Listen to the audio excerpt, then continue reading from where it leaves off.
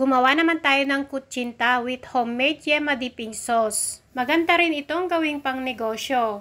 Tara, samahan nyo akong magluto. Dito sa mixing bowl, naglagay ako ng 3 cups ng tubig. Then maglagay tayo ng 1 cup ng brown sugar.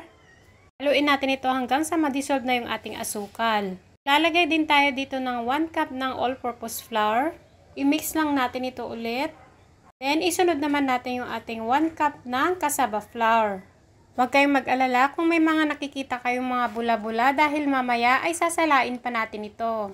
At para maging makunat yung ating kutsinta, naglagay ako dito ng 1 tablespoon ng lye water at konting food color na orange.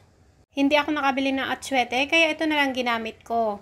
Pwede rin naman hindi na kayong maglagay basta brown sugar yung gamitin ninyo. Bali yun na yung pinakakulay niya. Ayan, sinala ko na siya ng isang beses. At tatanggalin din natin yung nasa ibabaw na mga bula. Set aside muna natin ito. Gagamit naman ako dito ng large ng puto molder. Bali, igigrease lang natin ito ng oil para kapag naluto na ay hindi tayo mahirapan mag-unmold. At habang ginagawa natin ito, dapat ay nagpapakulo na kayo ng tubig sa inyong mga steamer. Pwedeng-pwede nyo rin itong gawing pang negosyo mga mare, basta doblehin nyo na lang yung ating mga sangkap kung maramihan kayong gumawa. Ayan, kumulo na yung ating tubig. I-steam lang natin ito ng mga 30 minutes. At din po ay sa mahinang apoy lang. And after 30 minutes, eto na yung outcome niya. Toothpick check lang tayo kapag malinis na ito, luto na. Para naman sa ating yema dipping sauce, nag-caramelize lang ako dito ng 2 kutsara ng asukal. Kapag natunaw na, maglagay naman tayo dito ng 2 kutsara ng butter or margarine. Kapag well mixed na itong dalawa na to, pwede na natin ilagay yung ating 1 can ng condensed milk.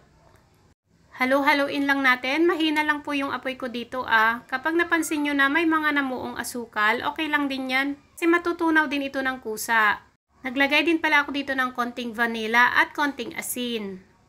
Para hindi tumigas yung ating yema, maglalagay din tayo dito ng mga 3 kutsara ng tubig. Haluin hanggang sa ito ay kumulo at lumapot na. Kapag napansin ninyo na malalaki na yung bubbles niya, patay na natin yung ating apoy. Itong ginawa ko, nung pinatay ko yung apoy ay continuous pa rin yung paghalo ko dito ng mga 5 minutes. Ito na ngayon yung resulta niya. O, diba? Lumapot na siya. Tingnan nyo naman yung ating kutsinta mga mare. Napakaganda, walang butas.